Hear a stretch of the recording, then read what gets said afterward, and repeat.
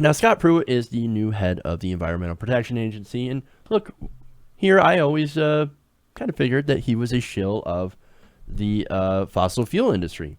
I mean, it seems pretty clear. He's gotten a lot of money from fossil fuel, and he's represented them quite a bit when he was the Attorney General of Oklahoma. And now we do have some proof of that in the form of emails. In fact, the Center for Media and Democracy had recently released a new batch of emails just a day after Pruitt's former office turned them over to a state court in Oklahoma. Now, that's of course interesting because it came just a few days after he was confirmed as head of the EPA. Well, wonder what he was hiding. Well, actually, we know what he was hiding. And of course, it's massive ties, massive conflicts of interest with the fossil fuel industry. Now, the group said it received over 7,000 pages of emails from Pruitt's office. So look, there's a lot of emails to go through. We don't know the extent, but here are some of the ones that came to the top. And again, thousands of emails to go through.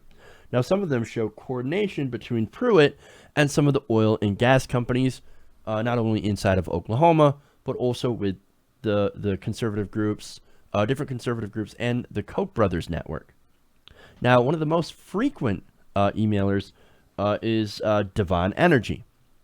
So let me give you an example of one of the interactions between lobbyists from Devon and Pruitt's office. Now, in 2013, Devon's company lobbyist, a man named Bill Whitsitt, had contacted Pruitt's office to say that he had told him about a forthcoming BLM rule on hydraulic fracturing, something that, of course, they're doing a lot in Oklahoma. Now, he wrote, "We'll see the new proposal sometimes next week, and I believe we'll be back in touch on potential next steps." Now, the company in Pruitt's office in March emailed about how to offer a formal comment on this proposed rule. Whitsitt provided the office with a draft letter on the rule that he said, quote, could be the basis for a meeting or a call with federal officials. So basically what you have here is that you have a lobbyist from one of these fossil fuel companies, Devon Energy, saying, oh, look, I've got this draft letter, I've got this template that we can use. All we do is that we fill it out for you, you sign your name, and then you can send it off to the EPA. So you can talk to federal officials so that we can eliminate these rules on fracking or make sure that we don't have any extra regulations on fracking. That's interesting. Now, days later, Pruitt's chief of staff sent Whitsitt a copy of a letter about the matter, saying, quote, thank you for your assistance on this important matter. So basically, thank you for filling out this letter for me and then sending it on. Wow.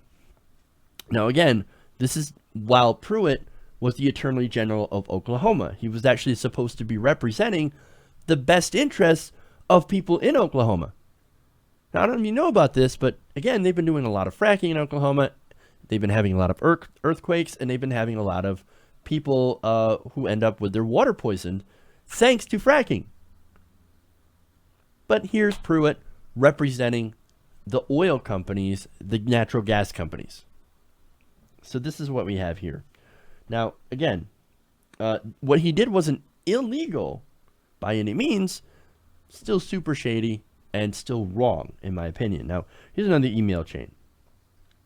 Now, in June 2013, Clayton Eubanks, who was then Pruitt's Deputy Solicitor General, asked the same lobbyist, Whitsitt, for suggested edits to a letter Pruitt and other Republican attorneys general were planning to send to the EPA to advocate against regulating methane leaks from oil and gas drilling. We cannot have them regulate these this gas, this very potent greenhouse gas. Now, again, here is a lobbyist basically saying, hey, we've got input here that we want to put in into this draft rule. Here's another example. Next month, Eubanks emailed a Devon employee to follow up on an earlier conversation about a rule on fracking on federal land. The company had reviewed a letter Pruitt was preparing on the rule and suggested that he include footnotes, something that final letter later included. So again, company lobbyists putting in footnotes into official government letters to the EPA, or just writing the whole thing for them and saying, here you go, Now you can send it to the EPA. This is what we want. This is our list of things that we want you to do. Here you go. Now, be a good little lapdog and send it on for me. In fact, Devon's Policy and Government Relations Director, Brent Rockwood, after this, wrote, "Thanks for putting the AG letter into action. I think that this letter will make a strong statement and a real difference. Thanks for using our letter that we got to edit, put footnotes in that will help you deregulate our industry and help us make a buck. Good boy. Now we can give you your campaign bribes." Because again, he took lots and lots of money in campaign donations to win that seat as Attorney General. Now, not only that, but the emails also referenced meetings and calls between Pruitt and his staffers and other oil groups. In fact, Pruitt's office worked with the American Fuel and Petrochemical Manufacturers Industry Group on the EPA's renewable fuel standards. And of course, that has to do with standards that were put on ethanol. So, and whether or not you agree with ethanol is one thing. But again, we're talking about lobbyists essentially taking control and sending on their model bills. So, now, in July 2013, after a phone conversation, AFPM's General Counsel Richard Moskowitz told Eubanks that his group would file a waiver request under the law later that month. He urged Oklahoma to file a separate waiver petition that emphasizes severe environmental harm, which again doesn't exist, as this argument, he says, is more credible coming from a state. Eubanks told Moskowitz, quote, "I think it is safe to say that AG Pruitt has an interest in this issue. A monetary interest." That fall, of course, Pruitt released a statement calling this program, quote, unworkable. And by the way, now that Pruitt is head of the EPA, he now has control of these ethanol standards, so he can change them at will. And this is what we have going on in government. Not only that, but as I mentioned earlier, Pruitt, according to these records, has a close relationship with the Koch brothers' political network. In fact, I want to read you an email here. This is from Matt Ball, Oklahoma head at the Koch-funded Americans for Prosperity, wrote in August of 2013, quote, "Thank you for your respective bosses and all they are doing to push back against President Obama's EPA and its access with liberal environmental groups to increase energy costs for Oklahomans and American families across the states. You both work for true champions of freedom and liberty." Freedom for what, man? Oh, for the corporations to be able to come dump coal ash into your rivers, which the Trump administration, by the way, recently made legal. They rolled back a rule, an Obama-era rule, saying, hey, coal companies, you can't dump into the river your sludge. Now they can do that whenever they want. It's legal now. And we have to clean it up. They don't have to clean up. We have to clean it up. And we have to deal with it. Now, not only that, but you've got, what? Again, freedom and liberty, right?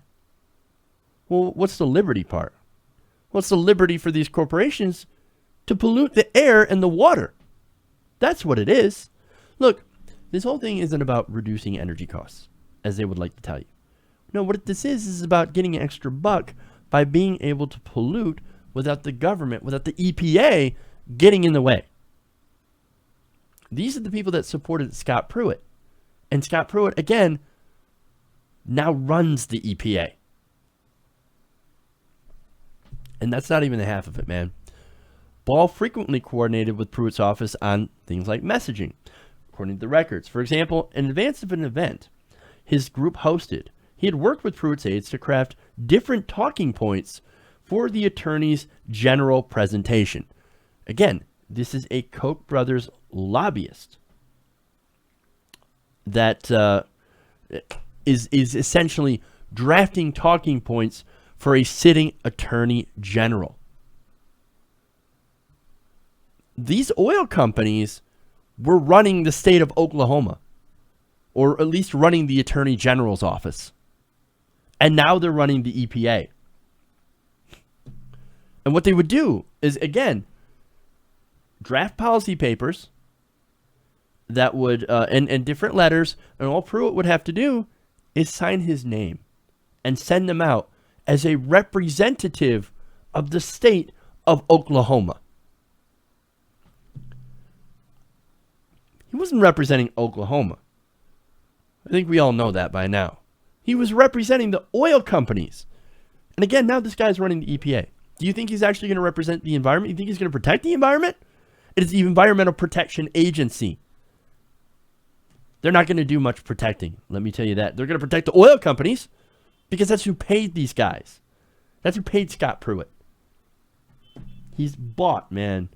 His entire mission is to destroy the EPA and allow the polluters to run amok. This is what we have. Coal ash in your rivers? Perfectly okay. More methane in the atmosphere? Who gives a fuck? Also, that my donors in the fossil fuel industry can save an extra $1. This is what our government's come to. It's grotesque. It is sickening that this is what's going on. Hey everybody, thanks for watching this video. If you want to see more like this, please hit the subscribe button below. And if you want to support truly independent progressive media, please consider becoming a patron at patreon.com/TYTNation.